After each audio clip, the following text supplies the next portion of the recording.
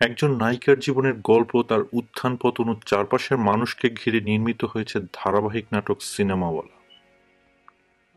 রচনা ও পরিচালনা করেছেন সুমন আনোয়ার। নাটকটির প্রচার শুরু হয়েছে এনটিভিতে।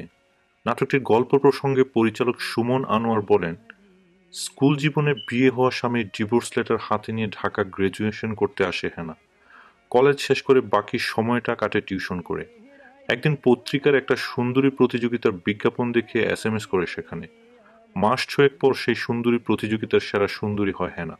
তারপর নাটক, বিজ্ঞাপন এবং ইদানিং চলচ্চিত্রে অভিনয় করে বছর পাঁচের মধ্যেই বিনোদন জগতের আলোচিত নায়িকা হয়ে ওঠে সে।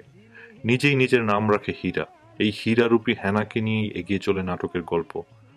নাটকটিতে অভিনয় করেছেন প্রভা, শ্যামল মওলা, আজাদ আবুল কালাম, শাহেদ শরীফ খান, ফারহানা মিলি, সুষমা সরকার, মৌসুমী হামিদ, তানজিকা আমিন, শাহেদ আলী, আরফান আহমেদ, পুনম হাসান, সোনিয়া হোসেন, মিম, শাহানা সুমি প্রমুখ। এটি প্রচারিত হচ্ছে প্রতি সোম ও মঙ্গলবার রাত ৯টা ৪৫ মিনিটে। প্রথম দেখার কালে বন্ধু কথা দিয়েছিলে,